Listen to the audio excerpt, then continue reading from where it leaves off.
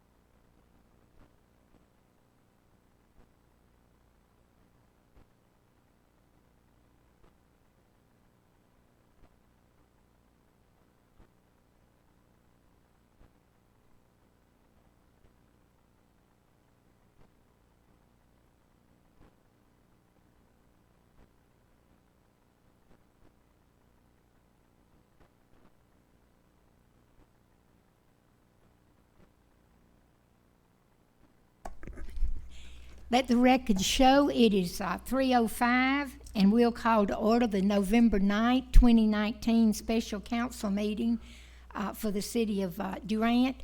Would everyone please stand for a moment of silent prayer followed by the flag salute? led by Councilman Scherer.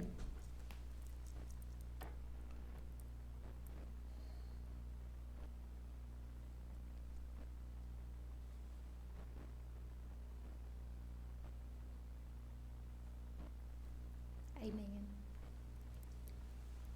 Pledge allegiance to the flag of the United States of America and to the republic for which it stands, one nation, under God, indivisible, with liberty and justice for all. Welcome. I guess I should call to order, and we'll call the meeting to order and get the clerk to call the roll. I don't want to cheat the clerk out of doing something. She wouldn't like that. Okay. Councilmember Morris, Here. Councilmember Shear, Here. Councilmember Tomlinson, Here. Vice Mayor Brittingham, Here. Mayor Groby. Here, we're all five here today. The first order of business is receive governing board training from Oklahoma Municipal Assurance Group, OMAG. It's all yours. Mayor, thanks for having us out. This is a great day to be out on the road and not cooped up in the office. We appreciate the opportunity to come and visit with you all this afternoon. Thanks for the afternoon scheduling meeting. I appreciate that very much. Today allowed me to go down to Atchley, visit with those good folks for a while. And so this is our third time we've been here with our recognition training program. Be a little different, but some of it will be the same. And we have a format we kind of follow. In that way, we don't get lost in doing what we do. The recognition program is basically 4 steps, as you guys remember. We got some new folks on the governing body. You guys are new, you're new, okay, very good. Appreciate your service, thank you very much. You have a new manager, John, I haven't met you yet, but appreciate your service here. And so OMAG is a Title 74 Interlocal Cooperative Act agency. We're your insurance company, but we're not an insurance company. So there's a little government doublespeak for you right off the bat. But Title 74 says basically whatever you can do lawfully by yourself as a city of Durant, you can find a partner and do it with them. And that's basically what it says. And it applies to any subdivision of government. It could be a school, a county, a municipal government, a special district. And so whatever you can lawfully do by yourselves, you can go get a partner and do it with them. In OMAG's case, it's other cities and towns. OMAG's 42 years old. In June of 1977, Choctaw and the Village, 2 suburbs of Oklahoma City, couldn't get insurance quotes in time. They got fed up with it, so they signed an interlocal agreement and started OMAG. And so from those 2 towns, we now have 500 cities and towns that belong to us. And so we're owned by cities and towns, we're governed by cities and towns, we were started by cities and towns. And so there's all kinds of interlocal agreements around. We just happen to be the oldest and the best. And almost every state in the union either has joint power authority or interlocal agreements. So you can find a partner to do almost anything. City of Shawnee is in partnership with Pot County to have a fairgrounds. And they have the Youth Finals Rodeo up there every summer. That's an interlocal agreement. Doesn't have to be insurance, it doesn't have to be long-term, but it's a strong tool that you guys have. So we do this training because we're an interlocal agreement. We're an extension of cities and towns. We're not a private insurance company. We don't send dividends to some fat cat in New York City. We belong to you. You guys own us. We're governed by you. We have a 7-member board of trustees. When you guys go into your municipal authority or municipal trust meeting, your hat says trustee on it instead of council person. And also, OMAG is populated with people who used to previously work in municipal government. We have lots and lots of years of municipal experience inside the building, so we have an appreciation for what you do. We have an appreciation for what you face as you do your jobs. And so that's what OMAG is in a nutshell. We have a pretty robust website at omag.org. And we do training for police, public works. We have grants and scholarships for city managers, for mayor conference, for clerks and treasurers and finance officers. But we found that there wasn't a lot of training for governing body people. If you're newly elected or newly appointed, this law says you have to go to newly elected officials training at least once. It's put on by the league, it's good training, but you're in a big room with all forms of government. And so 2 years ago, we had an existing program that David Weatherford, our presenter, created about 9 or 10 years ago. It included the stability test. When we turned 40 years old in 2017, we decided to add some things to it. That's what we're talking about now, and we have this iteration of the recognition program. So that's what brings us here today to do governing body training. But it's OMAG's program that we're proud to partner with David Weatherford with. So today, the recognition program will be a little different than what we've done in the past, but it still has these 4 steps. We do training, we'll take a quiz, stability test, you've taken it before, and review your council handbook before June, and review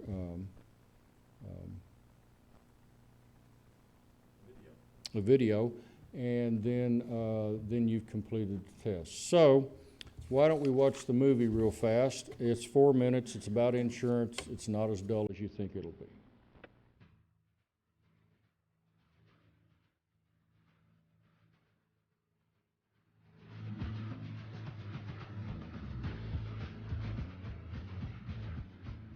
Hello, I'm Susie Paulson, General Counsel for the Oklahoma Municipal Assurance Group, or OMAG, and this is Understanding Your Declarations page. The Municipal Liability Protection Plan Declarations page, often abbreviated as DEC page, is an overview of your coverages and limits for your city or town. Listed at the top of the page is the plan member information. Typically, this is the city or town. On occasion, it may be a city trust or authority if that entity has chosen to have their own policy. Each member will also have an agreement number that will start with the letters GLA and be followed by a string of numbers. This is a unique identifier that is only associated with your specific plan. In addition, each plan has a plan period. This period lists the effective dates of the policy. General liability covers 8 areas: bodily injury, property damage, personal injury, errors and omissions, pollution damage, defense reimbursement, cyber data breach, and uncovered employment defense. Each of these have been organized by a letter to help differentiate the coverages. So let's look at each of these separately, starting with general liability coverage A, bodily injury. This coverage accounts for claims with an actual medical injury where the claimant has sought medical treatment from a doctor. Coverage B is property damage and includes any physical damage to property. Coverage C is personal injury and includes emotional distress, inconvenience, annoyance, etc. Coverage D is errors and omissions and includes any errors or breach of duties by any plan member or its employees. Continuing with general liability, let's jump to coverage I, pollution damage. This covers damages to property which are caused by a pollution incident under certain conditions.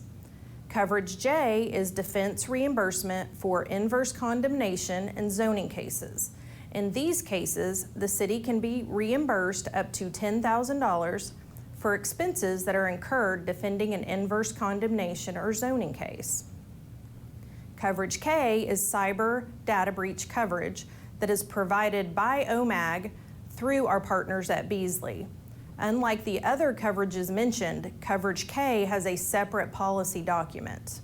Coverage L is a defense-only coverage for certain employment cases such as the Family Medical Leave Act, or FMLA, the Oklahoma Anti-Discrimination Act, or OADA, and certain workers' comp retaliation claims.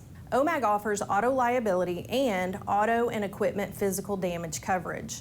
Auto liability, coverage E and F, covers bodily injury, personal injury, and property damage. Coverages G and H cover any auto or equipment physical damage. OMAG's limits of liability follow the Oklahoma Governmental Tort Claims Act, which is $25,000 for property damage and $125,000 for personal injury, bodily injury, and errors or omissions. As General Counsel of OMAG, I am confident that the coverages OMAG provides have you properly covered with the appropriate limits. If you would like additional information, please visit the OMAG website or contact the OMAG Member Services Department.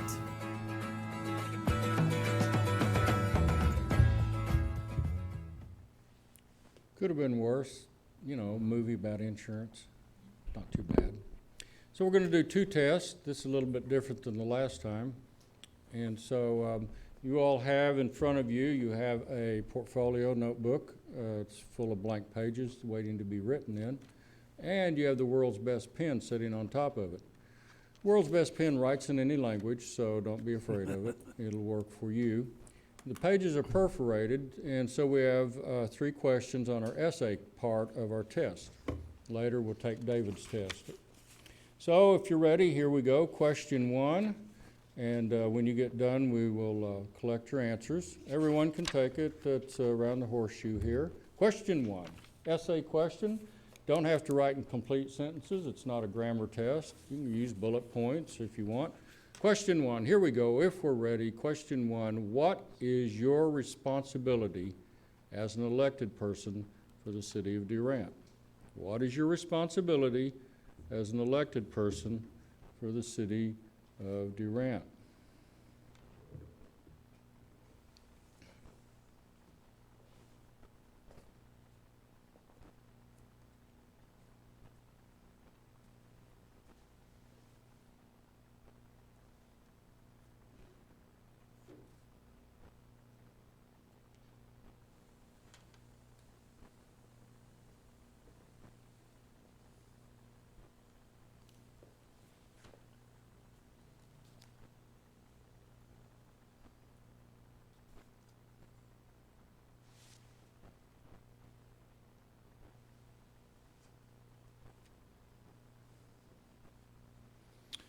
We're collecting a database, creating a database of our answers, and so your answers can't make your insurance rates go up or down. You're not in trouble for anything you write. And so let that Jeopardy music begin to play in your head. We're almost complete with the time allotted for this question. What is your responsibility as an elected person for the city of Durant? So the Timpanis are beginning to play. We're almost out of time, and we'll ask to have pens down, pens up. Alex Trebek does a great job. All right, question number 2. First question was, what was your responsibility as elected person? Question 2, I don't want any fussing about this because it is different. If you think it's not, you're wrong. It's different. What is your job as an elected person for the city of Durant? First question was, what's your responsibility? Second question is, what's your job? Again, we don't need complete sentences if you don't write in those. We won't be checking for commas or semicolons. Never did figure out what a semicolon did, so I've made it through life without those. What's your job as a city council person, elected person for the city of Durant? We'll give you a moment to answer that.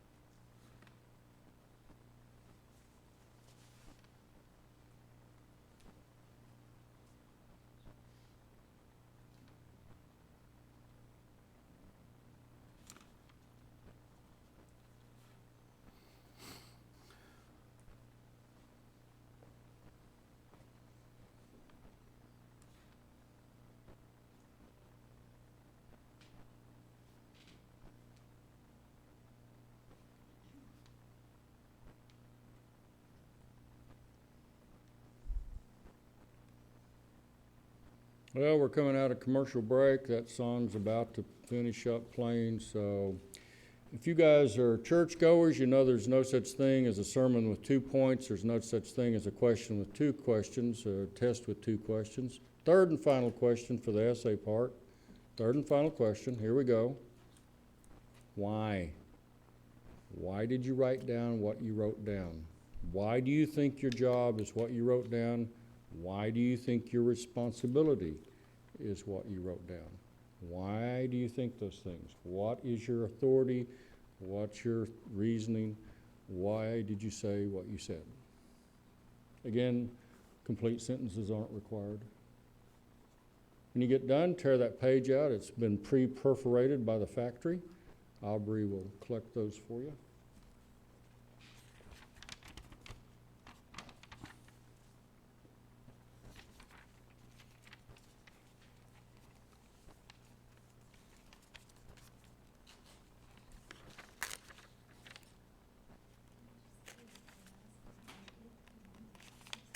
I'm not a good tearer, clearly.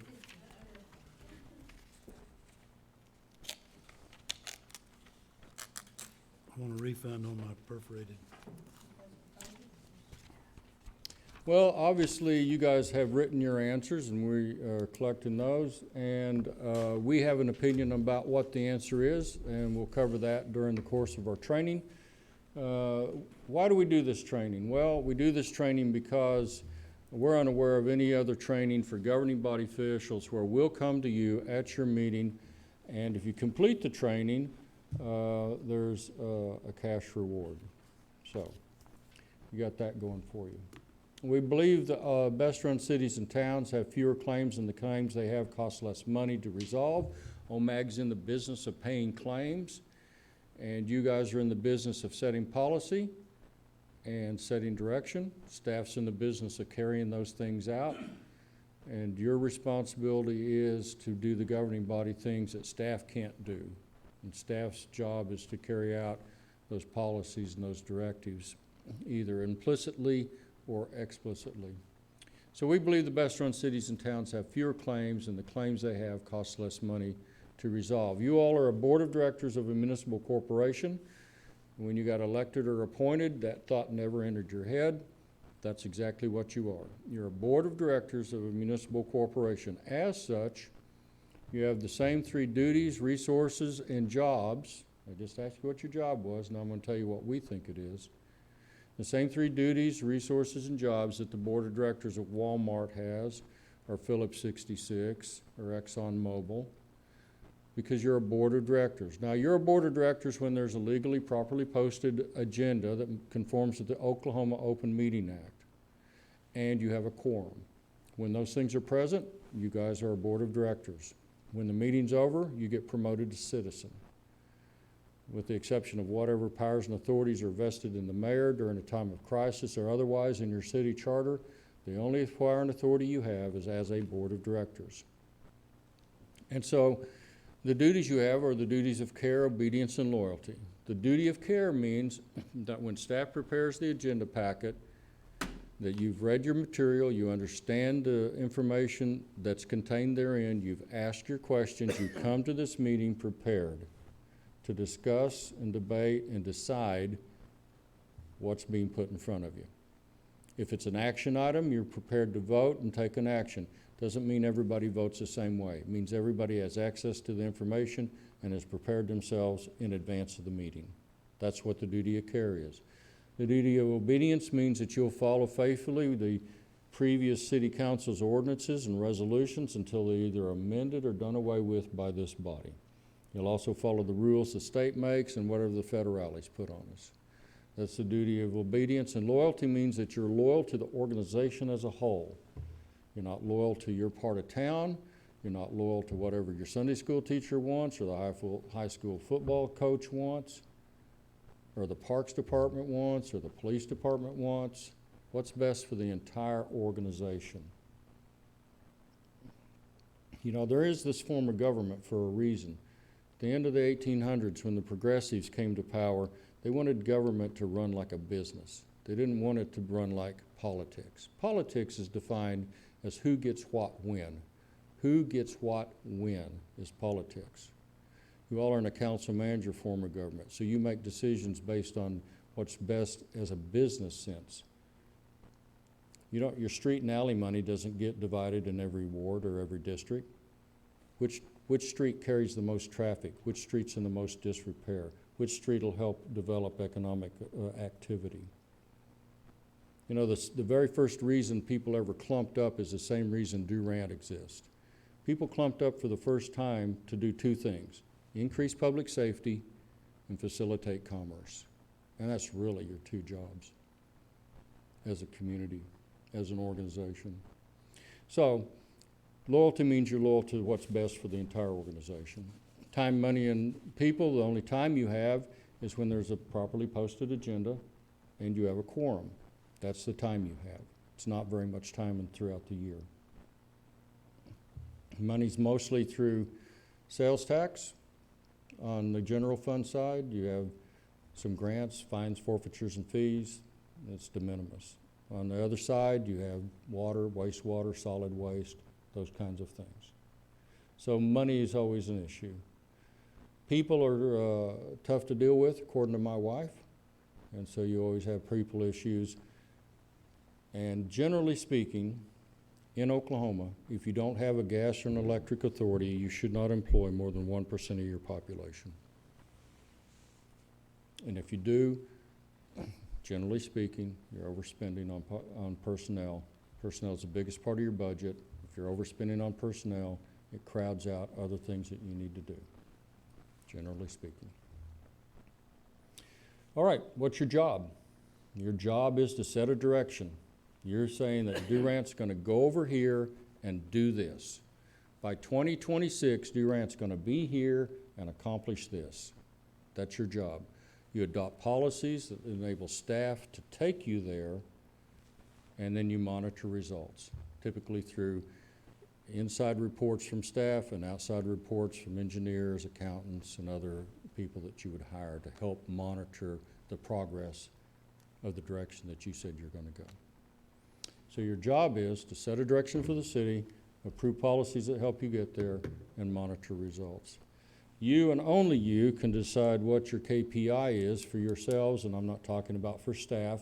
And if you don't have them, you should have them. You should make it a priority to identify them. What is the key performance indicators for this group of folks as elected people? Zig Ziglar used to say, if you aim at nothing, you hit it every time.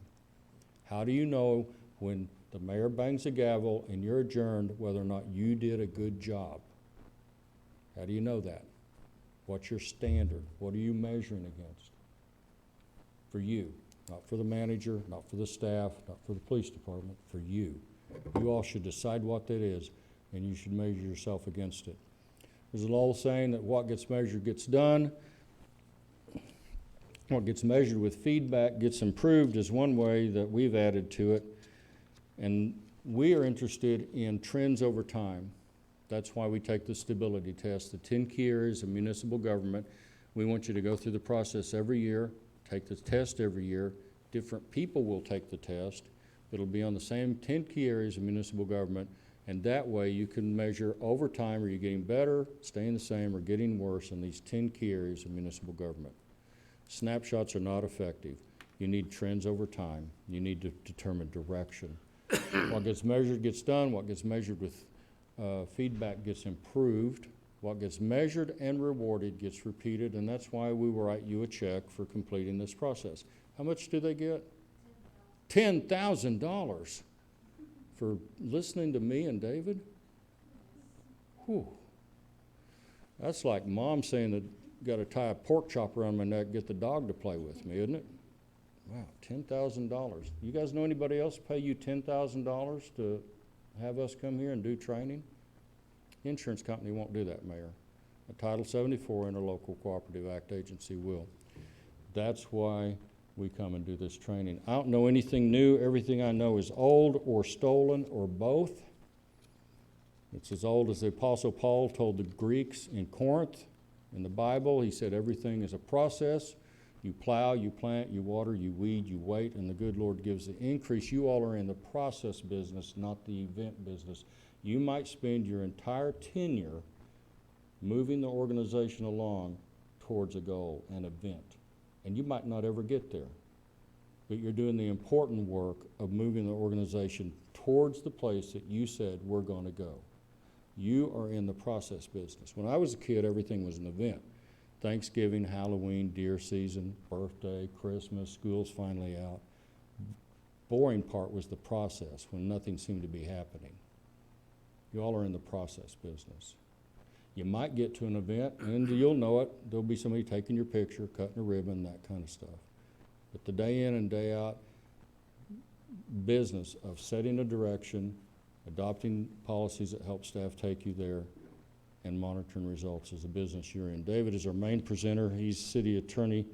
He served as city attorney since 1988. He was city attorney for Coweta for about 30 years. Currently serves Manford, Sand Springs, and Mounds. And he's the one that will be administering the stability test. Good, thanks, Bill. It's good to be back in Durant. I know some of you have been here before when we've been here, so it's always good to come south and get to see you. We're going to take a little easier test because it's multiple choice. Bill gives the essay part, and mine you just get to pick a number. The stability test is something some of you have taken before, but it's designed to measure 10 key areas of government. It was created by a number of officials, mostly in Tulsa area, to help us understand how we're doing. You'll notice we don't take it. We ask that you do. We'd like for the city clerk and police chief and our IT helper to all participate. So we will collect them at the end. I'll go through and explain every question. So before you start giving scores, let me explain what each question is, and then we'll go through it quickly. Don't need any names, just elected or appointed and the name of the town. And a little bit about history about the test. We've been doing this in a lot of places. Bill didn't mention, but we've been to about 150 different cities over the last few years doing this. We were in Owasso last week. We've been in much bigger places and much smaller places. I'm convinced the test is the same wherever we go because the issues are the same wherever we go. So the first question on the test is, how financially stable is your city? You get a 10, which is the best possible score, if you have a written policy that requires at least 20% of your general fund as a reserve, and you fully fund it. Okay? So that's a 10. A 1 is we're lucky to make payroll and we're concerned about it. We've seen every score from 1 to 10. So whatever you think's the most appropriate for your city, somewhere between 1 and 10. That 20% recommended reserve policy comes from Crawford and Associates, leading financial advisor in the state for cities. And so that's where we come up with that. And if you're doing that, you're really, really exceeding. But how are you financially? If you don't have any idea, I know some of you are new, that's fine. We gave this test in the city and a guy raised his hand and said, I have no idea. I've only been on council 15 years and I've never once seen a financial report from my city. He was completely serious. And it's cities like that that have problems with paying payroll. So that is a part of everyone's job, is to understand the money. Question number 2 is, how stable is the governing body? And that doesn't mean it's the same people who stay. It asks a simple question that if we have turnover, we have good, well-intending people. They're engaged. They want to do what's best for our city. We have well-qualified candidates, and it's an honor to serve on our city council. That should be our goal. It should be an honorable profession for each of you to be a part of this. And number 1 is you look around and say, I wish we could throw them all out and start over. And Bill and I have been in some of those meetings where everyone sitting up there wrote down a 1. And they were completely serious. So simpler between 1 and 10, how stable is your governing body? Because for your city to be successful, it needs to be a stable group. Okay? Number 3, how are your meetings? The public judges a lot of what they think about us by how well we conduct public meetings.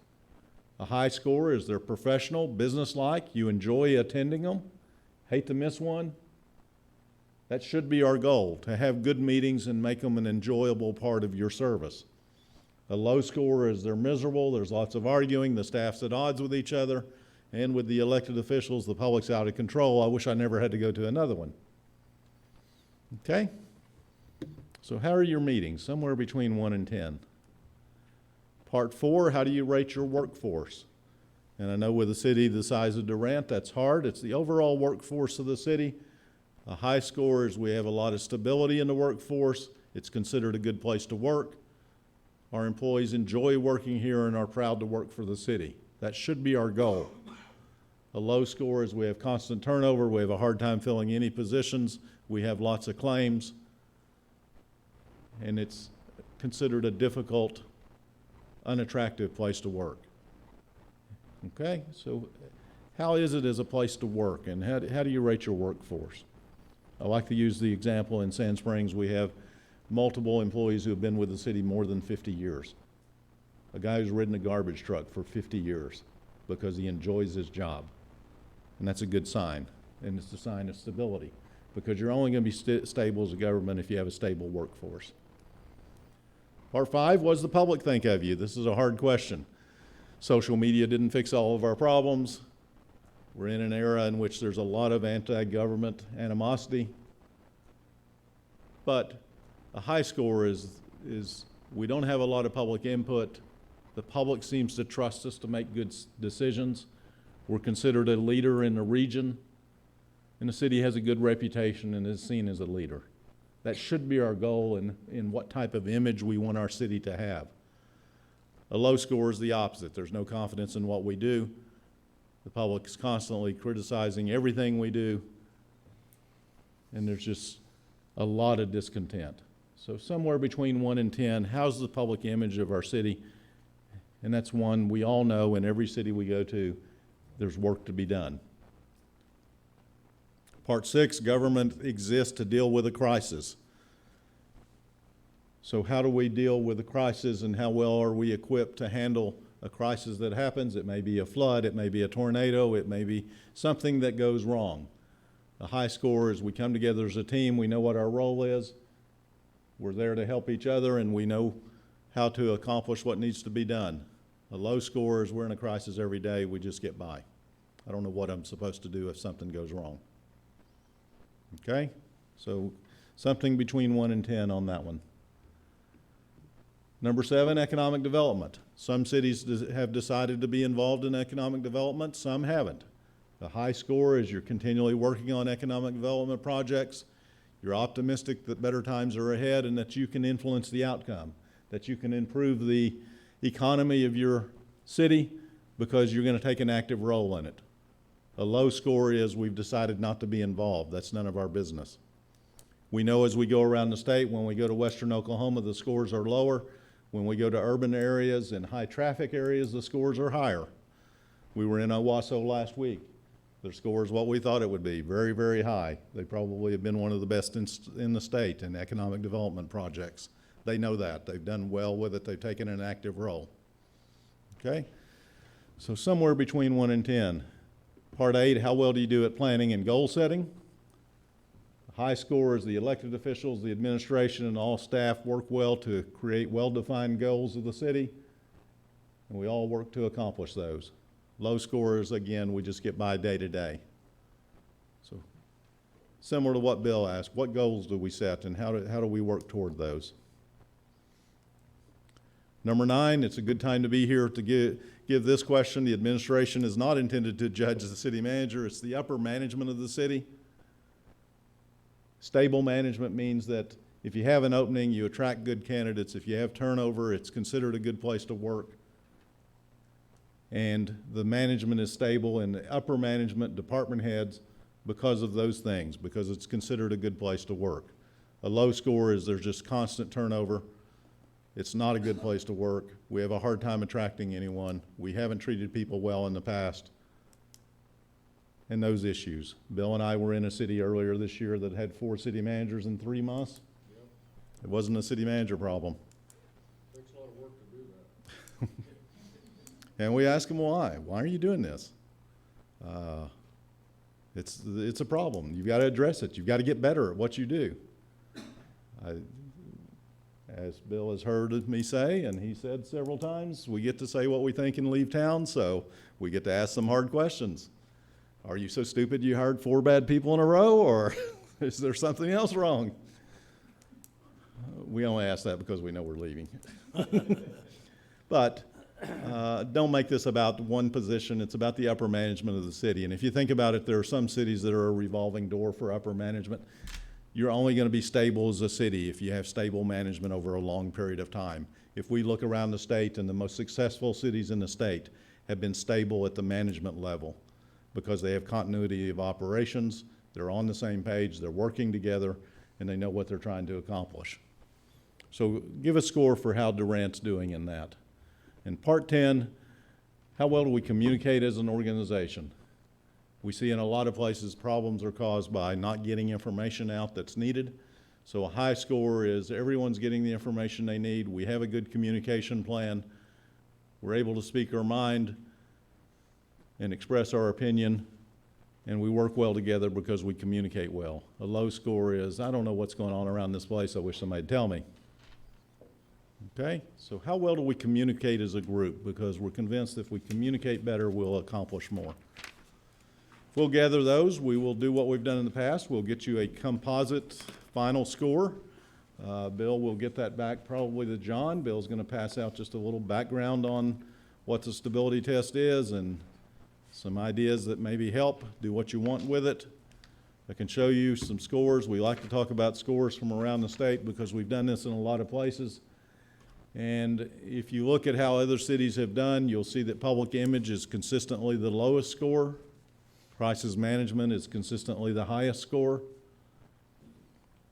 And I think it's important to remember, if we look along the bottom, the low scores we've seen a 12 in a city this size. You have to work hard to get that low. A lot of lower scores. We're not here because of low scores. We're really here just to talk about the process.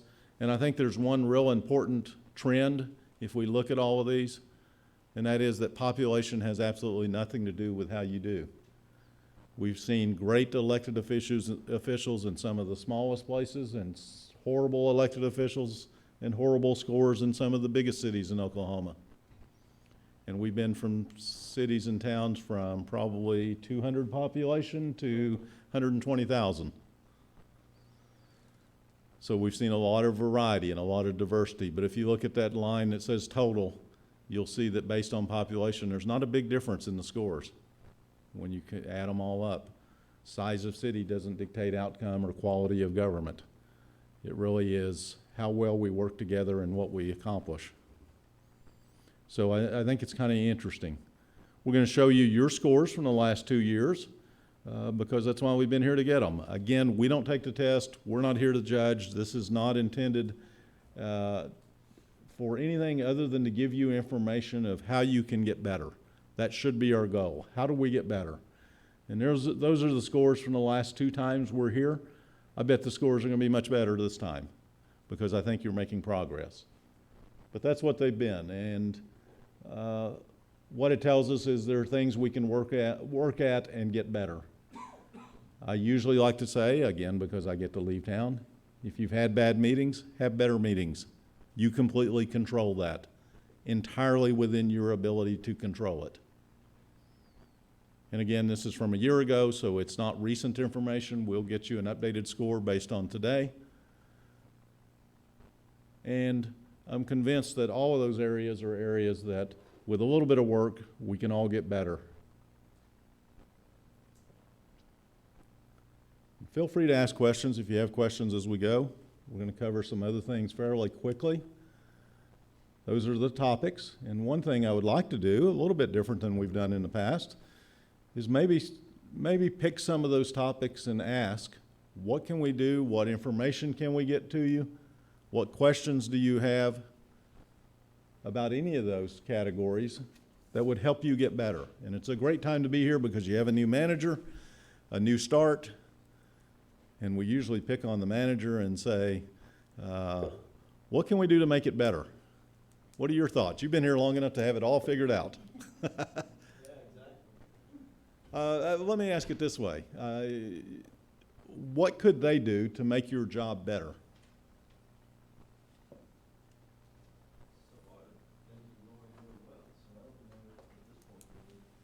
Good. John, what can they do to make you successful? Yeah. Well, I think, you know, at the very beginning, right? Where are we going? Where does it go on the council? So, once we have that identified, we know what to do. So, I think that's important. It is, isn't it? And you know, we see a lot of cities who don't spend enough time on that question. Where do we want to go? What do we want to accomplish? Your job gets much easier if you know that. And we see some places, I've never met John, good to meet you.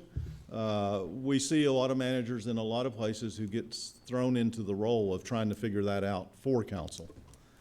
And a lot of times it creates a lot of stress and disagreement because it's really not your job, is it? It's your job to give guidance and direction and help, information, help them make good decisions. But tell us where we want to go. What do you want the city to be in the next 10 years? Yeah, I think that's a good point. The better they are at that, the easier your job gets. So, what does it take to get good at that? Mayor, any thoughts? Where do you want Durant to be in 5 years?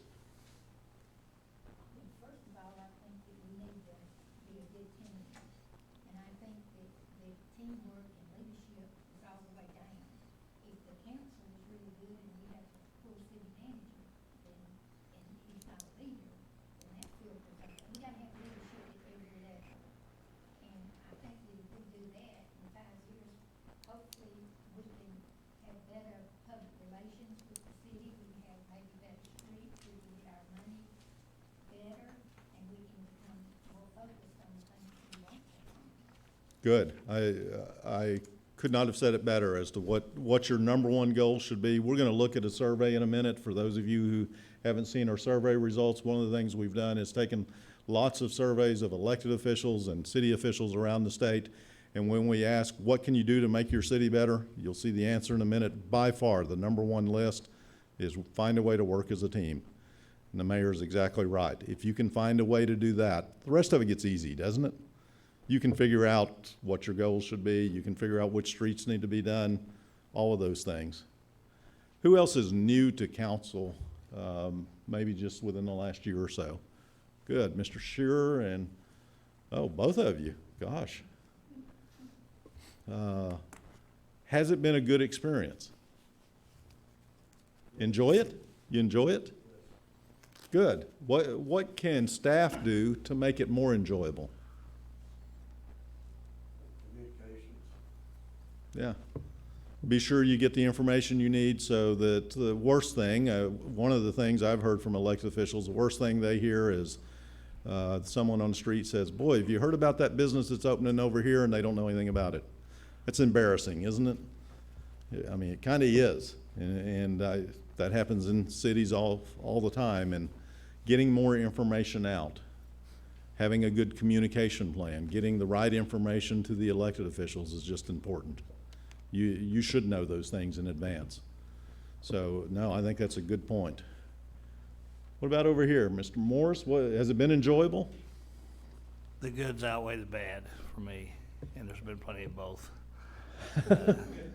Well, we got to get rid of the bad then, don't we? We're a little gun shy from the previous administration that we didn't serve under, but I would like to get in the cab of that garbage truck and ride around some morning with the guy driving it and talk to him, but I don't feel that I'm able to do that. You know, maybe I am, I don't know, but like Danny mentioned, I would like to be in communication with the frontline guys a lot more than I am. Yeah, it's a tough issue. I have no idea what John's opinion on it is, but let me answer some of that from experience. I've worked with a city manager who has his first day on the job sent out a memo that says there will be zero contact between any city employee and any elected official without me being present and without me knowing about it. None, no exceptions. You work for me, you don't work for them. I've worked with others who have said, talk to whoever you want to, whenever you want to. If you bother to tell me what's going on, that's a bonus, but you don't have to. Neither of those extremes has worked real well, as you can imagine.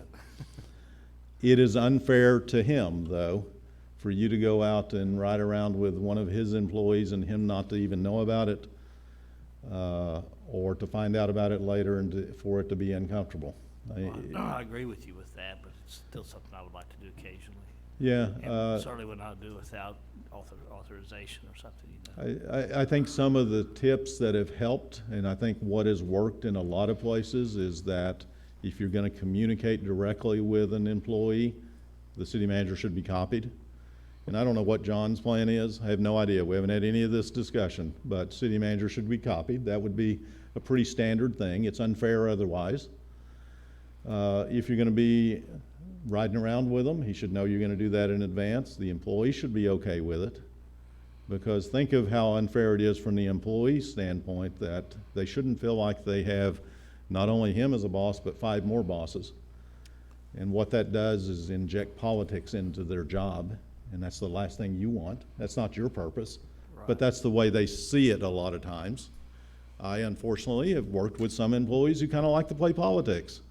They would like to ride around with you every morning, and then they would invite Steve, and then they would invite Danny, and getting 3 or 4 or 5 riding around with them, one each day of the week, would be a good thing for them, because then all of a sudden, he don't mean anything.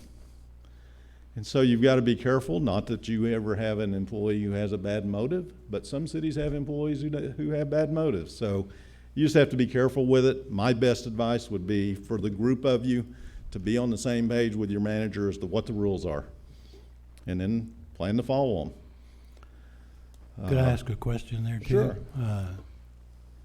What kind of liability issues are there if indeed Mike's riding on a trash truck and falls off and is injured? Yeah, it's was not going- I not was an going- employee for workers' comp Right. purposes. I was gonna Yeah. get in the cab with the guy with the fancy one. You know, we used to have, a lot of the police departments had ride-along programs. I think most of those are stopped. Do you still do that? Do you? A lot of those have stopped with, do you make them sign a liability waiver? Yeah. So, probably if you're gonna be riding around with a city employee, you should sign a liability waiver. I think the best way to deal with that issue is for you guys to be on the same page, whatever that communication plan is. And I think that's a topic we ignore, and by ignoring it, it creates a problem sometimes. That's just one extremely small issue that Yeah.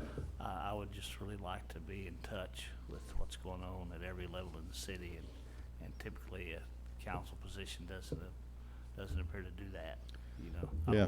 I don't come to the meeting once a month and rubber stamp whatever I'm voting on, then go home and forget about it for a month. Right. I wanna have my finger on the pulse of what's happening. Doesn't mean I wanna control it, I just wanna know about it. You need to know what's going on. You know, Bill and Aubrey and I are working with the city, and we went to one of the, kind of a little bit different there because they wanted us to help them work through some issues. And one of the answers for them was to create a communication plan. They're actually working on it. I think they'll vote on tonight to create one within 90 days. They're gonna have a communication plan that's in writing that dictates what information goes to council, what information is shared between the manager and council, what information's disseminated to the public, how they're gonna communicate. And I really think that's a lot of it. I don't know if you have anything like that. I'm sure John has some ideas. When we get that, we'll share it with you, because as we've gone around the state, that lack of a good city communication plan creates lots of issues. You have a right to know those things, and what it is you want to know should be in writing so that there's not a communication plan for you and one for 4 other people that are completely different. I really think one of the best ones that cities should do is either a weekly or monthly development report that puts in writing what are the new businesses coming to town, what are the building permits that have been issued, what can we expect to see that's coming, and having that formalized somehow so that it goes out to not just the city council members, but department heads.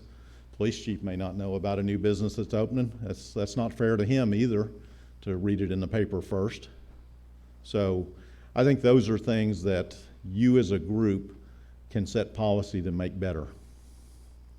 And if that's what it takes to make your service better, and I think it would, that's a good thing, isn't it? Think about what your role is. You're trying to make this a better job for the person who follows you. And that would be something that would make it better for the person that follows you, wouldn't it? Sure. Don't you wish it had been done 5 years ago? Maybe 50. Maybe 15? Yeah. But that's the idea. We can get better. We can get better at this. But it takes what the mayor said. How do we as a team figure out what that is? It can't be 5 different plans. John's not gonna have enough hours in the day to come up with 5 different plans for 5 of you. It's gonna take all of you as one plan. Steve, has it been enjoyable? So far, Good. I still community support, but I still think we're probably in the phase. Yeah. Expect it to change. As long as we continue to do what we said we would do when we ran for office, and put the citizens first. Yeah. Move forward with whatever policies we set. I I'm really convinced it can be an enjoyable experience for all of you. And if it is, the group of you will stay on council longer, the public will support you more, and you'll accomplish more. And all of those are the good things, aren't they? I mean, isn't that really what you want to do, to accomplish those things? And I think all that's possible. Jerry, you've been around the longest. 3 new ones. What advice would you give the 3 new ones to make it more enjoyable for them? If you haven't already. Maybe you have. No. You haven't yet? Well, if I could take a little time and make a couple of comments. For me, my experience has been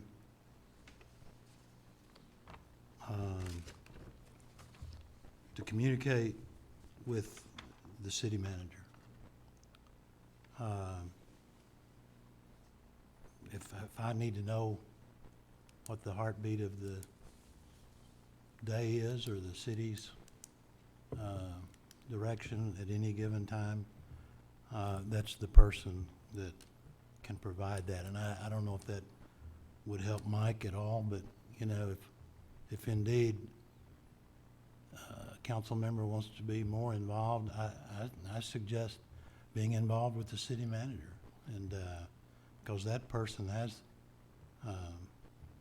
the pulse on a daily basis of what's going on. And I would just highly recommend that we always look to the leadership of that city manager as we go through these times of maybe needing or wanting some information. And it's incumbent upon that city manager to have not only that open door policy for employees, but that open door policy for elected officials. For me, on these 10 categories, too, you know, it's been my observation over 20-plus years now that, you know, the city managers, the city employees have all worked, you know, pretty diligently. I know Steve will recognize this number. There's always a 10%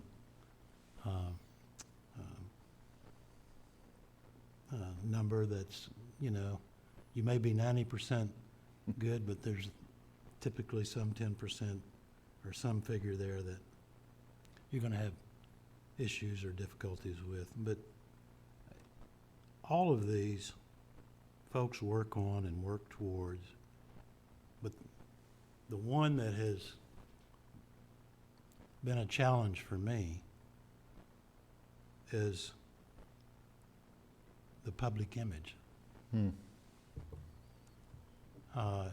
It seems that, you know where your heart is, you know the intent of why you serve, and in making every effort to earn a good trust factor or a good image factor. I don't know what other cities or people do, but it's more disappointing at times than it is anything else that as much effort as councils and leadership has made over the years, that public image is still a real challenge. It's the hardest one. That's why when we look at the scores around the state, it's the lowest. Others have exactly that same concern. You know, the worst thing in life is to be wrongly accused, isn't it? If you think about it, isn't that one of the worst things we can ever have happen to us, is that we can be wrongly accused of something? And with social media and all the different public comments that are online, it's impossible to respond to it even these days. It's a difficult issue, and we're in an era in which everyone generally hates government anyway. They just do. That's what's going on out there. You know, there's an interesting statistic, and Bill knows I've been talking about this with city officials the last couple of years. Since 2008, city, local level incumbents lose at twice the rate they used to. It's doubled since '08. Incumbents get beat twice as often as they used to. And that is not the incumbent's fault. It is what's going on in our society, that there's so much anti-government animosity.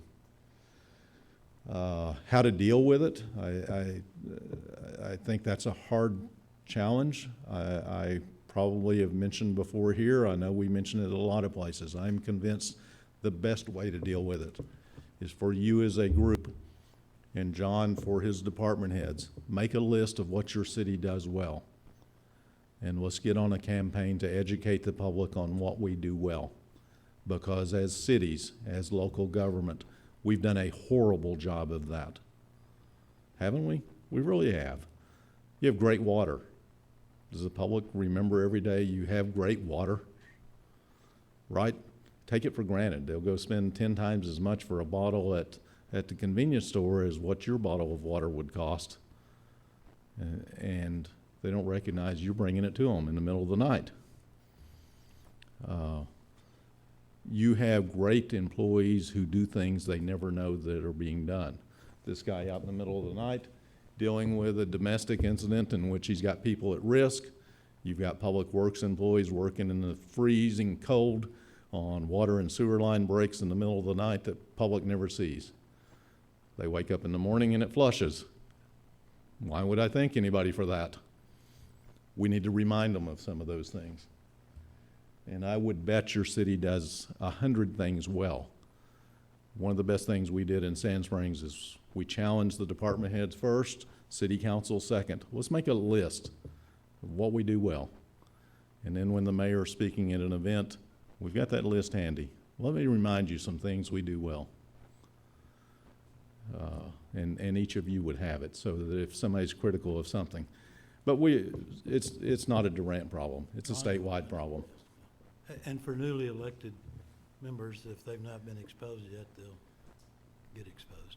Yeah, everyone's going to get it. We've all gotten it. I mean, it's just the nature of it. I mean, we did this presentation in a big city and had someone live blogging as we're doing the presentation. We saw later some of the things they were saying about us, like these guys don't know a thing about city government. Anyway, it was kind of funny. I don't know what else you do with it but laugh at it sometimes, right? Bill didn't think it was as funny as I did. But I think that's a good point, because it is a problem, and here's the long-term problem, is it's going to run off some good people who have good intentions and serve for the right reason, who don't like the public criticism, are just going to go away, and that's unfair. Their government will be worse, their city will be worse, and all of that sitting behind a keyboard and making fun of people is going to have a bad result for our society, and we can't let that happen. We can do better at getting our good news out. And it really is incumbent on all of you. Find a way to make it positive, and I think a lot of that starts with meetings. We've seen some good examples of that around the state, of council members and mayors who are very good at interacting with the public, welcoming people to meetings, thanking vendors who show up to work with their city. Really take a positive approach, proactive, positive approach. And if you can do that at meetings, if that's possible, if you can get to that point, I think you set the tone and the culture and the atmosphere over a long period of time. It's not easy.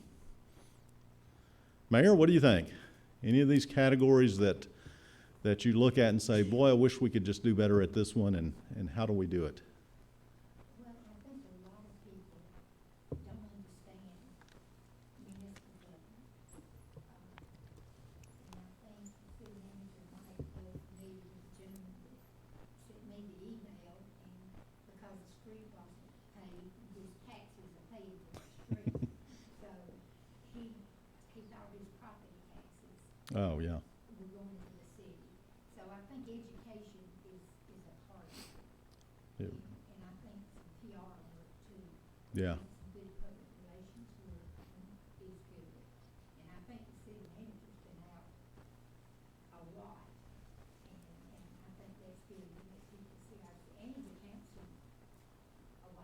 get out and do different things. Yeah. And try to, we try to, project a positive image. So I think that our image is something we need to focus a lot on and educate the people. In fact, I think, the city manager even talked about maybe having some kind of classes or something. Oh, where you good. can talk about just the basic thing. What is our council? What are we made of? We don't have a city charter. People say, well, what does your city charter say? We don't have one. So, you know, people don't understand, and people don't understand why one of us don't do this, or one of us don't, they don't understand that we function as a body, Right. and that one of us don't have the authority to go out and fix something. So I think education is a big part of it. Yeah, and it's another area where statewide we've done a poor job. There's so many different forms of government that all get mixed together, and you know, in the Tulsa area, it's bad for all of our cities because Tulsa's a strong mayor form of government, and they see the mayor doing certain things, and council has almost no authority. Mayor can actually veto council in Tulsa's form of government because of their charter, which is unlike anything else in the state. And when you compare Tulsa and Oklahoma City, Oklahoma City is a city manager form of government. Vast difference in how they do business. And getting those comparisons, the public really doesn't understand. We hear the same thing all the time. Well, what's my property tax going to, if not to pay for all your luxury trips, Mayor? Well, yeah. What are you doing with all the money? Well, we're not getting any, so that is interesting. All in all, I think it's a very positive experience, and from the top all the way down to the bottom. And probably some of our, like you were talking about, some of our employees are not appreciating as much. I think at one time, and Jerry, you may remember this, we used to have like an Employee of the Year award or something like that. And it, even an Employee of the Month or something would maybe give incentive to some of the employees. Oh, yeah. To know that they would appreciate it, and I don't think we do that ever have anymore. Your employees are your most important vocal people in the community. And how many employees do you have? 200?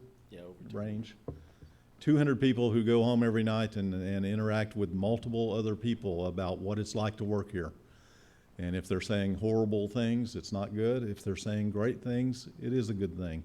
You've got to make it, that's why the employees and the workforce is one of the categories. You've got to make it a good place to work.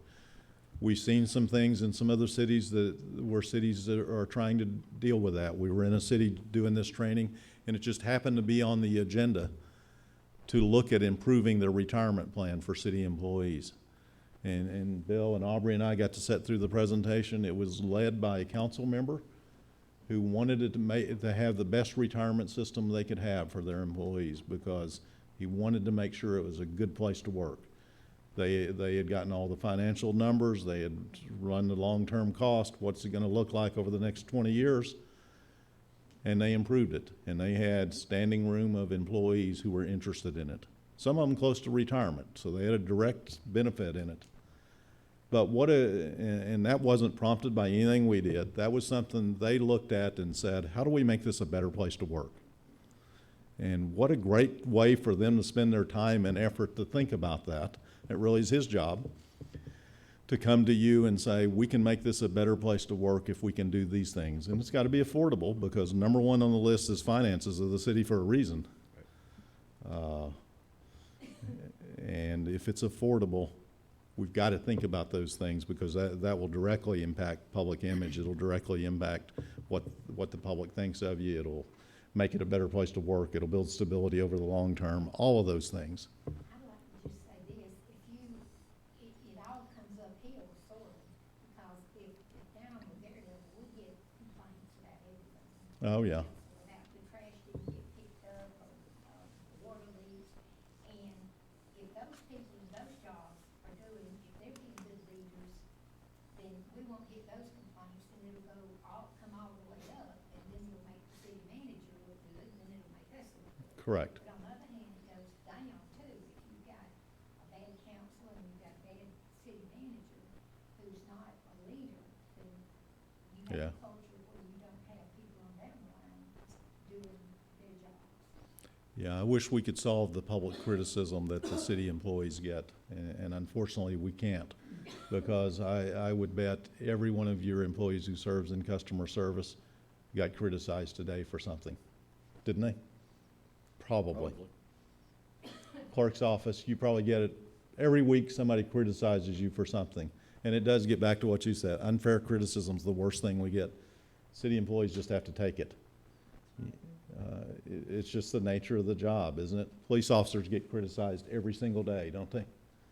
Because you responded to a call to intervene in a domestic dispute. It's your fault. That's the nature of some of it that we're not going to change. But to me, the best offset is to get out as much positive as we can. We get away from that focus of what went wrong to what are we doing right.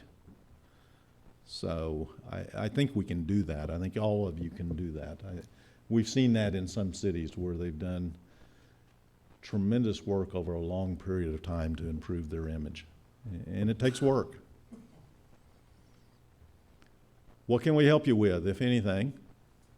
We like to come in and do the training and leave town, but we hope we can give some ideas of some of the good things going on in other places. I'll mention a few of them that we've run across. We were in Strong Mayor City, good mayor with a financial plan. Wilburton. We were in Wilburton for training, and when we got to the financial stability question, they all looked at us funny and gave themselves a 10 and said, of course we've got a financial plan and a reserve policy. And we've had one for 15 years in Wilburton, Oklahoma. We never thought we would run into that. And you know why they did it? Because 15 years ago they were almost bankrupt, and they had to hire financial advisors to come in and help them. And their solution in how to help them was create a regimented plan on how your finances are going to work and stick with it. And for 15 years, they've been fully funded on a reserve policy. They comply with their policy. They review it annually. And Wilburton's, 5,000 or 6,000 people? We never thought we'd run into it in some place like that. One of the few we've run into. On governing body stability, we've been to, and I'll go through some of the good things we've seen around the state. Governing body stability, we've seen some cities do a great city council handbook. We give an example. Hopefully you've got one that you've approved from our past year's training, but they made it better than anything we could have done, because they decided they want to leave a legacy for future councils. They want to have in a handbook every document they would ever need to serve well. And it's that thick. And several places that have done that. Governing body, another one that's similar to that, and that one is in Guthrie. Guthrie's had problems for a long time, very unstable city, lots of turnover. But they decided they would be more stable as a governing body if they had a very aggressive handbook. They have a full day training session soon after each election. They bring in the department heads, they get a report on all the operations of the city, very aggressive training to try to break that culture of what's gone wrong here. And that's one of the things, and again, we didn't do it, they did it.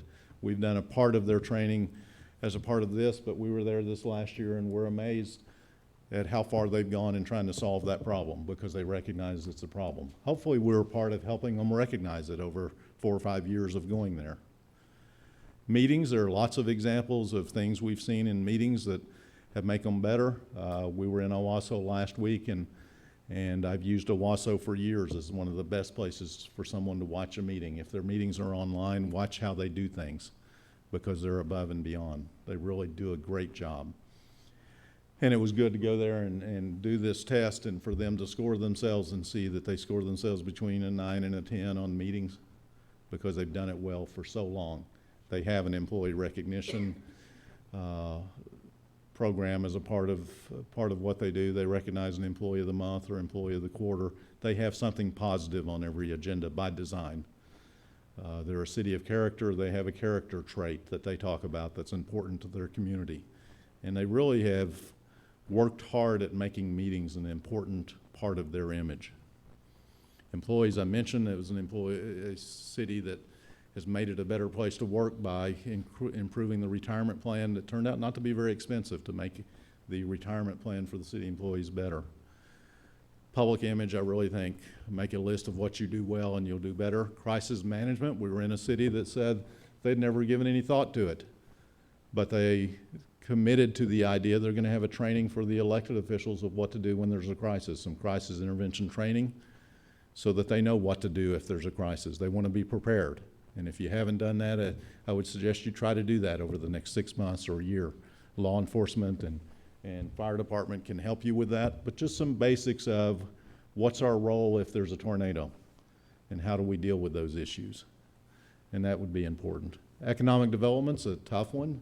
You're gonna have your hands full just because everyone does. It's so competitive these days. You have a great location. You're more competitive than most places we go. We're used to going places where they're trying to survive. Declining sales tax, declining everything. They're trying to survive. So you have some advantages that others don't. Planning and goal setting, I would encourage you, if you don't have planning retreats and council time set aside just to talk about where you want to go, I would encourage you to do that. I've used the example before in Sand Springs. We have a quarterly lunch with council in which the things that are on the agenda are long-range planning things. It's a time to have informal discussion. How do Yes. you get that by the Open Meeting Act? We post an agenda and Oh, so you have a meeting actually? yeah, public's invited, media shows up regularly, but it is, it may be a discussion topic of what's our 5-year plan for the parks improvements.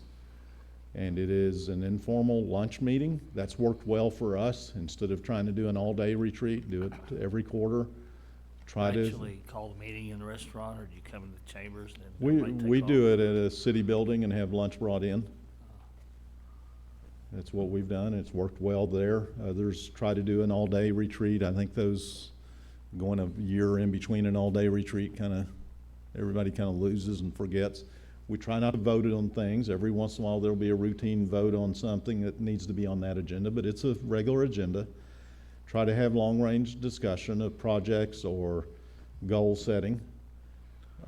Sometimes we've tried to do a short training component to each of those quarterly meetings for council.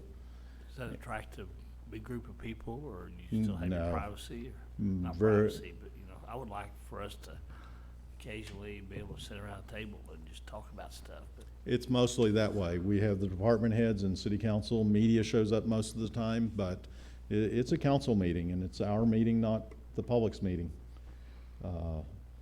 So it is not intended to get public input. Each of you gets public input with your neighbors, your friends who have your phone numbers, and all the hate mail you get and all the comments on Facebook. There's lots of ways to get public comment.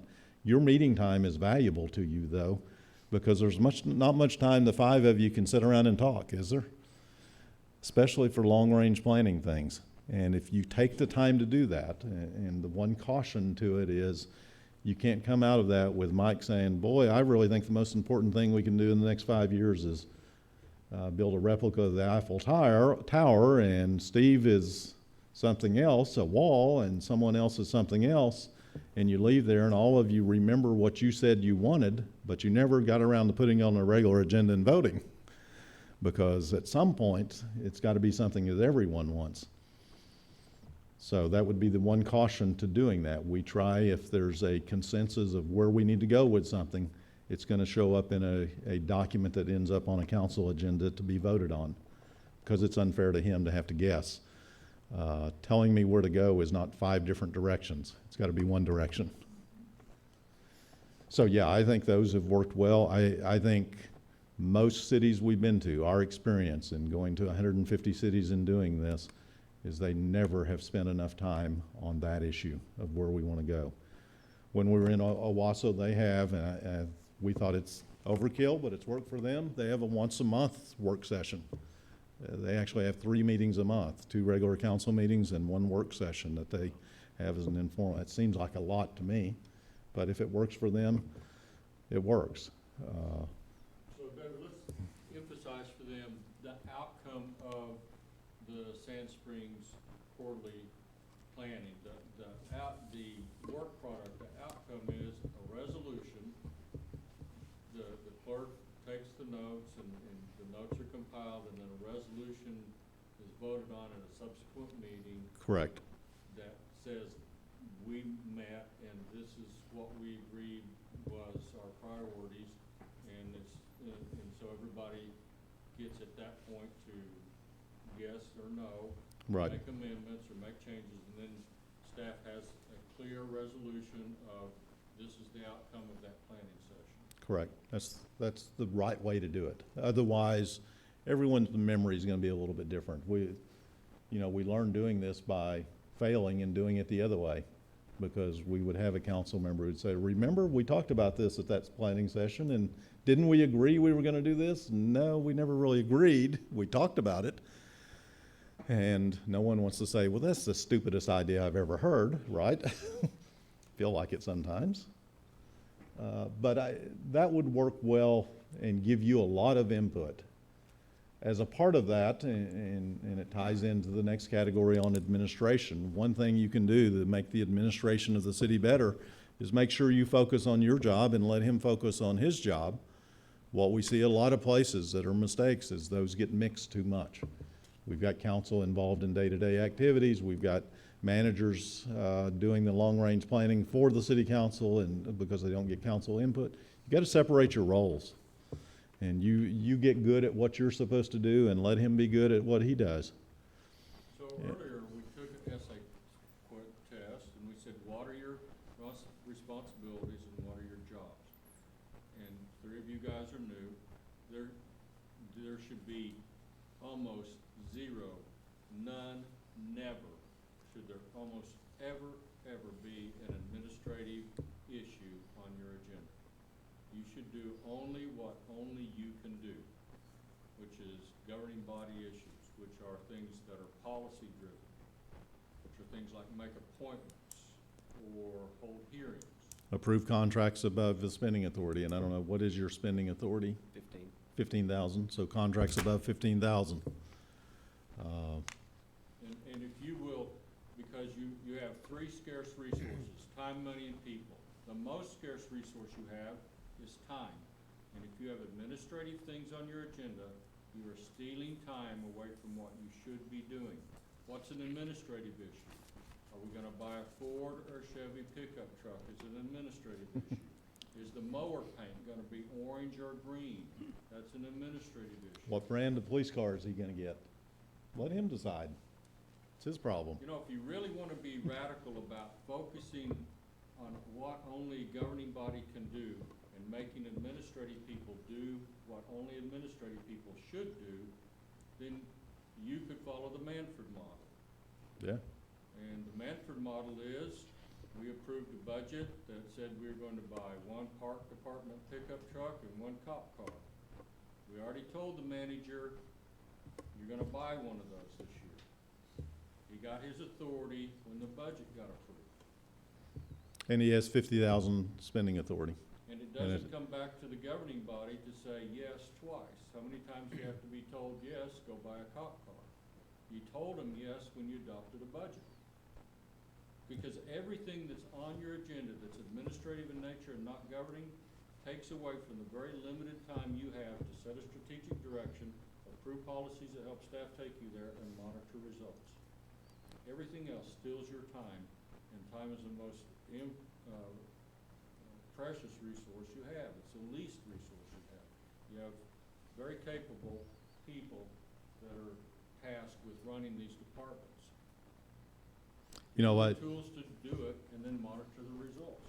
You know, an example of that, Bill and I were in a city in which we were approached by a council member before we started who said, I've never met you guys, but I want you to address a problem we have. And I said, okay, we usually don't adjust based on somebody saying, change your program to do this. We do the same thing every place we go. And we said, what's the problem? And she said, well, our spending authority is just way too high, and we need you to tell us that we need to lower it. And this is a county seat city. I said, okay, what's your spending authority? And it was $1,500. And she said, we're not getting to decide the important things, like those things that cost between $500 and $1,500. And I think after we finished laughing at her, And told her the example we have in Manford, a city of 3,500 with a 50,000 spending authority for the manager. She got the point that why are you focusing on that? And it really is not to take away your power. And that's what she had a hard time with. Well, I got elected to decide whether we're going to buy new trash containers that cost $500. No, you didn't. You didn't get elected to do that. You can hire somebody to do that. You got elected to decide where your city's going to be in 5 years. Something much more important than that. We've had someone say, well, I got elected to decide who gets hired and fired around here. No, you got elected for something much more important than that. And a lot of that is just what the mayor said, the public not really knowing what you're supposed to be doing. You have a much more important job. Our presentation is not to diminish your job, it is to focus it on really the tremendously important stuff that the public has trusted you with, which is where are you going to be in 5 years? How are we going to, what's Durant going to look like 20 years from now? What kind of city is this going to be for your kids or grandkids? Isn't that what's important? I think that's why all of you got elected, to decide those things, the important things.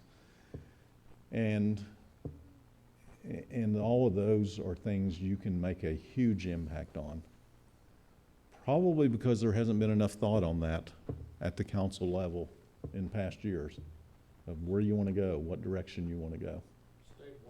Statewide. It's not a Durant problem. It's a statewide problem from those who just don't know what their job is supposed to be. And lastly, on communication, we've got a city working on a good communication plan. We want to get one out. We've talked about for a long time. We've got to get a good one that we can share statewide. Cities do a horrible job of sharing good work, and we've got to get better at that, and we will share that with John when we get it. Any questions for us? I've rambled on way too long. I tell you to have better meetings, and then we talk a long time and bore you, and you think, how do we have better meetings when you do that? You're saying when we vote on, okay, is in the budget that we're gonna buy a new cop car, and when they come to us, if they wanna go out for bids, or they've gone out for bids, do we have to accept it, or is it? Your spending authority of 15,000, is that set by charter or are you a statutory city? We're It's set by statutory. ordinance. I think one thing that may be a good thing, you've got to decide this, not us. Look at your spending authority for the manager and create some exceptions for those routine administrative things. That'd be a great topic for a retreat. What additional authority can we give the manager on purchasing that keeps us from having to come back and redo these things? If it's vehicles that are on state bid, do you really need to vote on it again? I mean, really don't, do you? I mean, you really don't. Manford, our spending authority is tied to the Competitive Bidding Act, and it's kind of funny because there's going to be a proposed bill to raise it to $150,000. And I've joked with our mayor and our city manager, you realize your spending authority may go to $150,000? And they both have said, whoa, that's kind of high. So, anyway. In Broken Bow, my spending authority was only $5,000. However, council's policy is that if it was approved in the budget, as long as that purchase did not exceed the budgeted price. Correct. Then it did not have to come back to them. So on vehicles, if we were gonna buy 5 vehicles and it was $150,000, it did not have to go back to them for approval because we were within what they had approved in the budget. Yeah, you So can. regardless of spending authority. That would be a great topic to look at for purchasing, that just to make everyone's job easier and not have to redo things.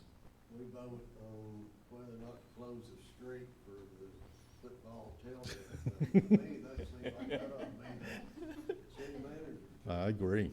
I mean, it really does get back to, you want to focus on the big picture things, don't you? I mean, I think those are the type things, and maybe it's a good retreat topic or a lunch topic of how can we streamline operations by updating our purchasing and spending authority to make it clear that administrative things are going to be handled by the manager. It does not diminish your authority. You No. have it might make you have a more robust budget workshop in the spring, where you guys talk and decide. You're still deciding. Yeah.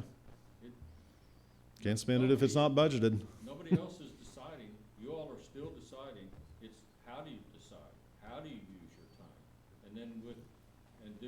with those things off your plate, with that administrative clutter removed, then you get to do the hard work that staff can help you with but can't do. Only you guys can do it.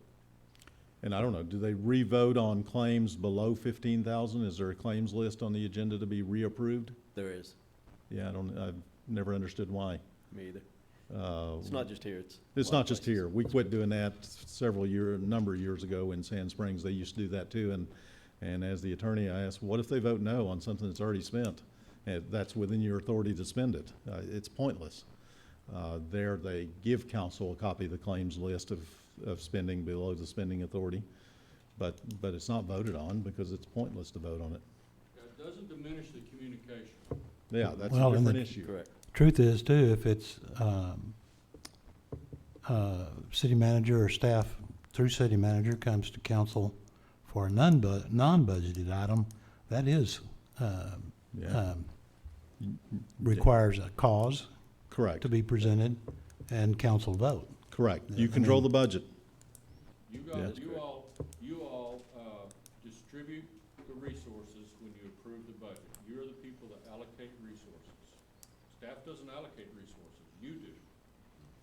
And so if you have a robust budget workshop and discussion and process, then you've allocated the resources. If something comes up, a grant or something that wasn't budgeted, then it comes back to you because you still decide. And it doesn't diminish the communication, there's still communication, it just removes the administrative clutter.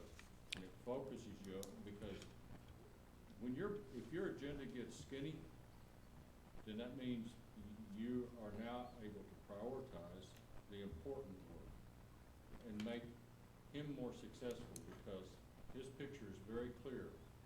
When you do the planning and when you give the direction of the goal setting, now his job is very clear. And you all have clarity and you know if you're achieving what your key performance indicators are. You know if you're being successful or not. And none of this is directed at you. It really is statewide. We've done a very poor job of focusing on how do we make sure managers can do their job. We have some managers who don't want any authority either, and we run into that in places, who will be arguing, well, my spending authority should be lowered to 5,000 because I want you to decide everything. That's a bad sign, I think.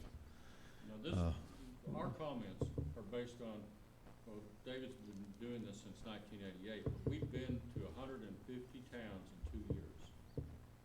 And we've made a movie, you can see it we made the movie in 2014, Understanding the Role of the Elected Official. And the very first opening scene of that video says that the problems that towns face are the same wherever we go in the state. And the solutions are the same, Yeah. generally speaking, as well. And one of the comments earlier was be sure and communicate well with your city manager. I remember years and years ago, a city manager saying to me, boy, I could get my job done if council would just stay out of my office and leave me alone. And I remember saying, so what's more important about your job than talking with your boss? And it kind of got their attention, and they said, yeah, you're probably right, not much. I need to talk with my boss when they show up. and some, Probably, if you have 5 bosses, that can take up all your time. it can, and you've got to manage that, and that becomes the responsibility of the group of you to police yourselves. That's not his job. It's the group of you to make sure you don't abuse it that way.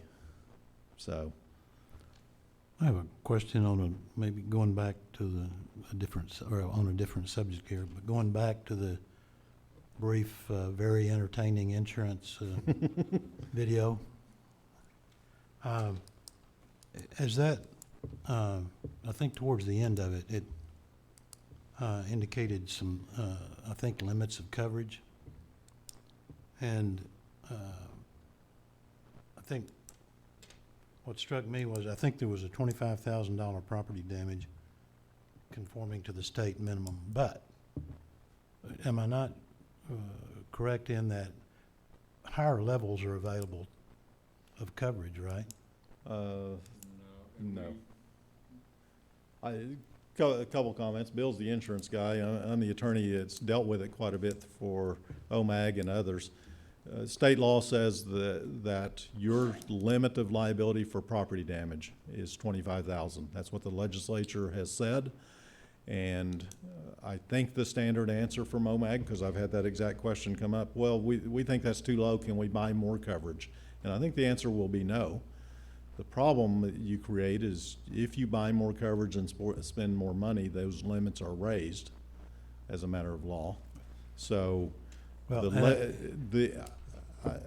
even though I represent cities, I would generally agree the limits are too low, and it's up to the legislature to change that.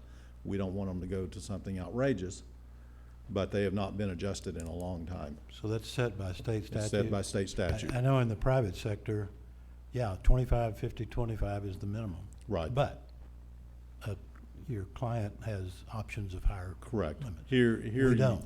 Here you don't. The government has set a limit for liability of the government. That's And, because you're expending public funds. right, And so, our limits of, coverage conform exactly with state law. So you Yeah. have all the coverage that you are required and need to have to be in conformance with state law. So if we take a change in state law, even though the $25,000 minimum was probably put into effect years ago. yes, Probably been 15-plus years ago. at least. But Used to be buy a house for Right. $25,000. Can I ask, But that's up to the legislature, and it's statewide. can I ask something along this issue? Supposedly we mistakenly destroy someone's house and OMAG says, okay, here's 25,000. well, that's a different, What, that's a yeah, different. but what do they do? I mean, realistic, what do we do? You say it's tough luck, or what is do you have a policy?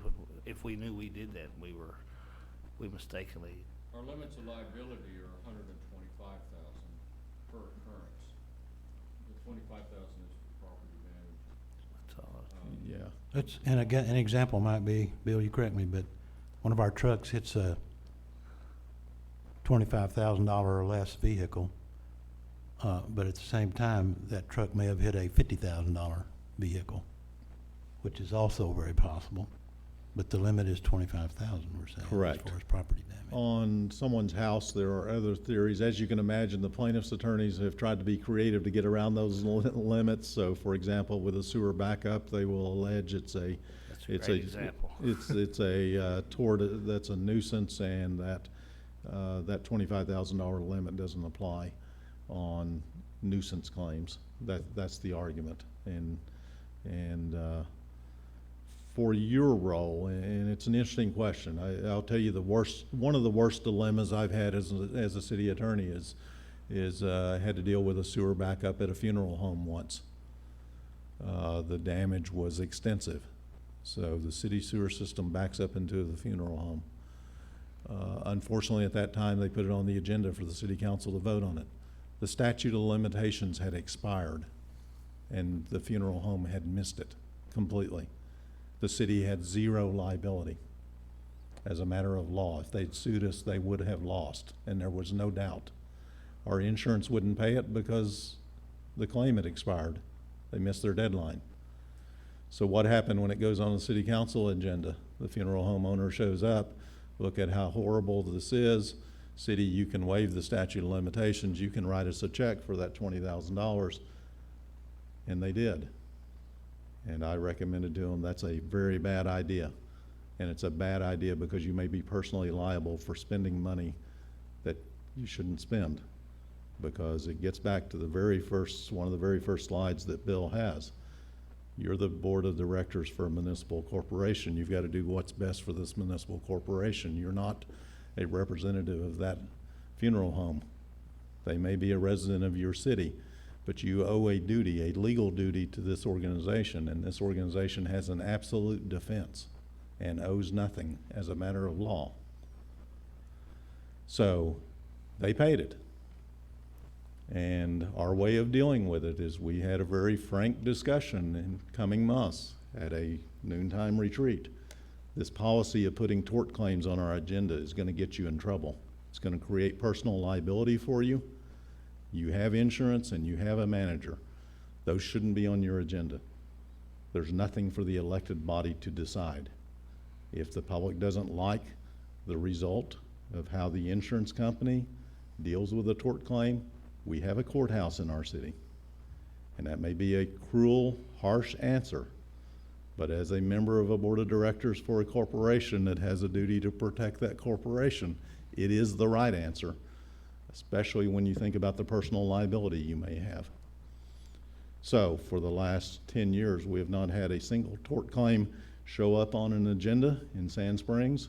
Our city council handbook says that if a council member is contacted about a tort claim, they will refer them to the insurance company. If they think it needs to be reinvestigated, they will ask the manager to get with the insurance company to reinvestigate it, but they otherwise won't have a role in it, because any other role may have a bad result that results in their own personal liability. Yes? We always come up all the time when we was approve or reject, so we should not even be. We haven't had one on the agenda in the last at least 10 years in Sand Springs. Is it making your life better and your service better by having him on your agenda? No, it's not. It really does make you look bad. And I'd be glad to get John the language from our handbook of how we've dealt with it. Because that's why you have insurance. And it really is a bad dilemma. I mean, I felt really bad for council members who were put in a position of having to vote against a funeral home. I mean, it's their neighbors right across the street from City Hall. And they really were damaged. They missed the statute of limitations. It really does. There's no winning. Right. Right. There's no winning.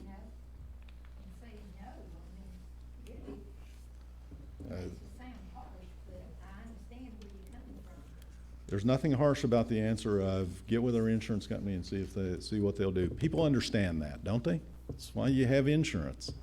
And it's them making that decision. And we let OMAG be the bad guy. I mean, they have claims adjusters who do nothing but that every day.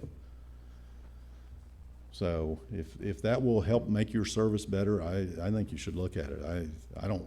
I would hate to be, and ours was mine was selfish. I don't want to have to represent you when you get sued for personal liability for 10 grand you just spent, you shouldn't have spent.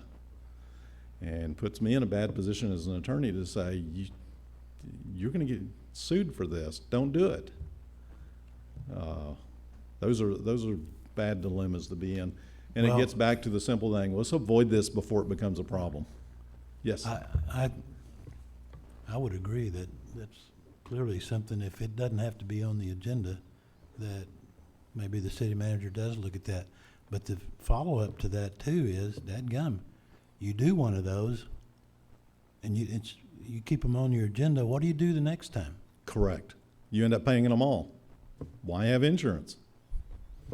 Right? I mean, I have a question, because Sure. I'm the one that puts those on the agenda. and guess what? You're like 400 other city clerks in the state. Well, and with all due respect, when I started this, it was my direction from our city rep with OMAG that taught me to do it that way, but I respect what you're saying. My question. No, it wasn't, but my question is this, so it's my understanding, and this is how I've been doing it, is after a decision is made, OMAG gives us a recommendation, they don't deny it directly to the claimant, they recommend denial. Technically, OMAG recommends denial to the city. Uh-huh. You're exactly right. That's technically what happens. Okay, so then I know that I am, at least I was taught by this OMAG person, that after a decision is made, then by certified mail, I send a letter to the claimant advising them that their claim is ultimately either denied or approved for settlement in a different amount. Then who makes that decision then?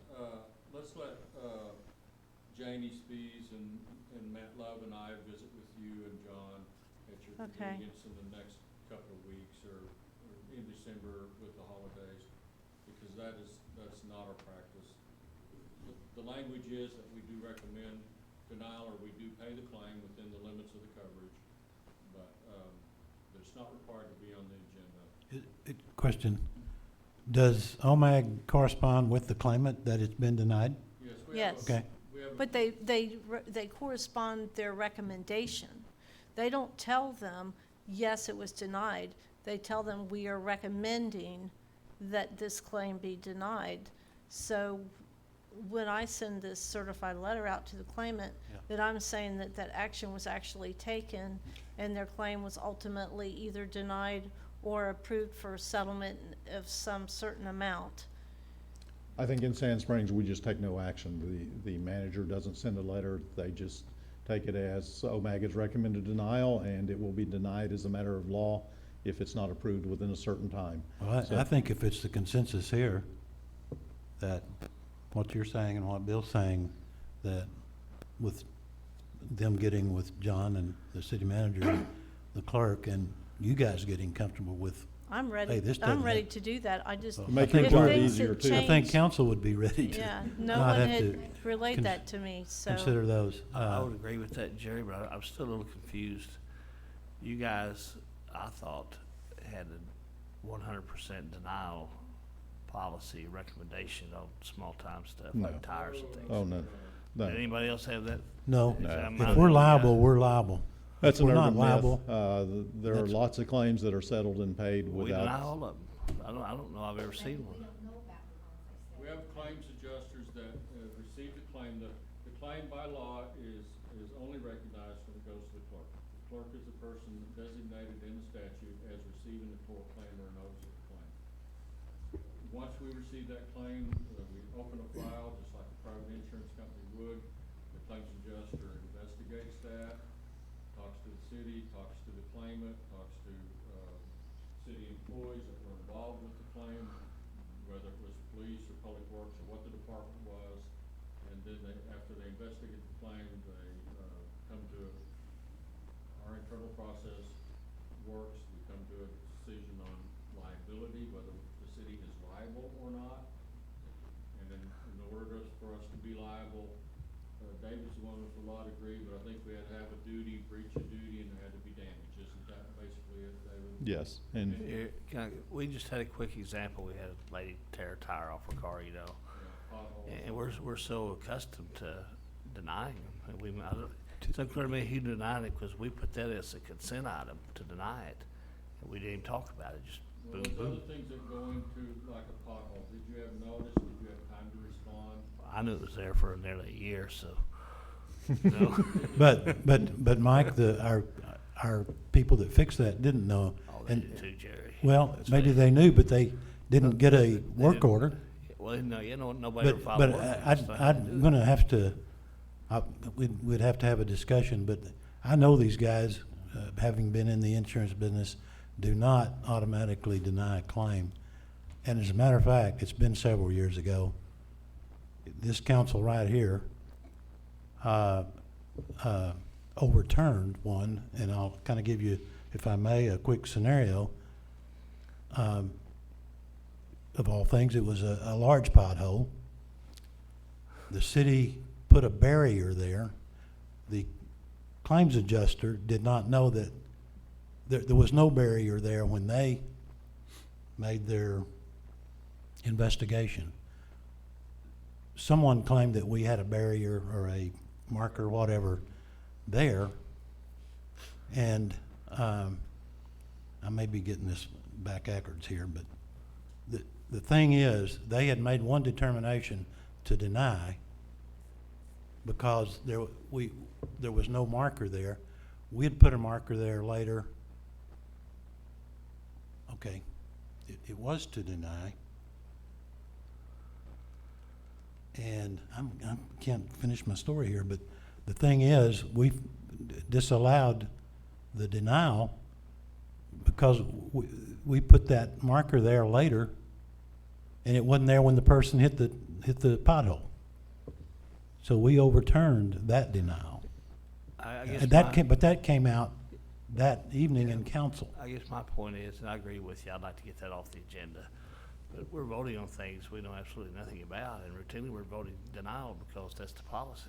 Right. Not, it's not a written policy, it's just what you do, you deny the claim. But it's not policy. I said it may not be a policy, but that's what, it's an informal policy. That's what we typically do. If I can remember correctly with past conversations with the city attorney, he said that we have had multiple claims that have been paid by OMAG in the past, and as a council, we never see the ones that are paid. The only ones that we ever see, unfortunately, which is obviously hopefully not in the future anymore, is the ones where we have to make personal and deny. Right. The acceptance of the claim and responsibility never come to the council, as It's long with- as they're within the policy limits. So within the policy limits, they have the authority to settle it, and they settle a lot of claims. I mean, in Sand Springs, we, sometimes it's staff-driven of, you know what, we should pay something on this, or it's within our deductible, or I remember a time, and every once in a while, unfortunately, the best of police departments have a claim they need to deal with. I remember calling John Woods at OMAG and saying, we've got a police claim. They haven't even sued us yet, but we need the authority to settle this for X amount, because we can make it go away, and we have an officer who made a mistake. We will deal with the officer, and John, to his credit, he's president of OMAG now, said, you have the authority up to X amount. If you can get it settled, and I said, we've got video, we've got everything you need. He said, do whatever you need to make it go away, up to this amount, and if you can do that, we're good with it. Because they know they're gonna pay claims that need to be paid. And you're gonna have those that need to be paid. Everybody. You wouldn't be in business if you were corrupt in claims adjustment. You wouldn't be in It's called bad faith, and when you just have a policy of denying all claims, and So our claims, the person in charge of claims is an attorney. He's a municipal attorney, for a municipality in the state, and our CEO was city attorney for the city of Oklahoma City. Our general counsel was city attorney for the city of Oklahoma City. We have a strong municipal culture at OMAG. I began my municipal career in 1991. Lots of us have worked for cities and towns. We know the loss exposures. We know what you all do for a living and how you do it. We're not a private insurance company. I know private insurance companies look, well, I don't want to disparage them. We have a municipal culture. We pay the claims that need to be paid. We pay millions of dollars every year on claims. and we'll get John some information. Hopefully they'll make your job easier and better, so you can focus on good things, important things. So, But you're right. You have absolutely no information about that claim, whether to pay it or not, or to deny it. You just know it's on the agenda. until the upset citizen shows up. Actually, they do. I put the entire claim file in the agenda packet. Wow, Even the okay. photos, I put everything in there, so they do. But the thing with the potholes is, we have a very quick reacting street department. And they either don't, if the claimant doesn't report it, I do. And they do go right out there and fix it, and that's why most of those are denied, because I can show, I get a copy of the work order, I've perfected this process. Right. I get a copy of the work order from the department, which shows how quick they went out and fixed it, and that's why you see a lot of those And that's your defense. recommendations for You denial. have to have notice and time to respond. And those are your defenses on most courts. In that letter from OMAG to the claimant defines that, the reason for the recommendation for denial. We'll get you some information. Hopefully it makes your job easier too, because there's no winning in some of that. I think that's all we have. Any questions? Thanks for having us. It's always good to come to Rant, and as the mayor said earlier, the most important thing you can do to make your city better is find a way to work well together. If you do that, you'll be successful. We know that from many, many places we've been. There are some great, great cities who have sustained it over a long period of time because they've figured that out. And if you do that, you'll do well. And what a great chance with new administrator or new manager, chance to move in that direction and make it all work. That should be a good challenge for all of you. So thanks for having us. You guys have been very generous with your time. Thank you very much for letting us. Thank you so much for being here today. Do we have a motion that we adjourn? So moved. Was that a we have a motion and a second. Would the clerk please record the vote? Councilmember Morris? Aye. Councilmember Shear? Aye. Councilmember Tomlinson? Aye. Vice Mayor Brittingham? Aye. Mayor Groby? Aye. We are adjourned.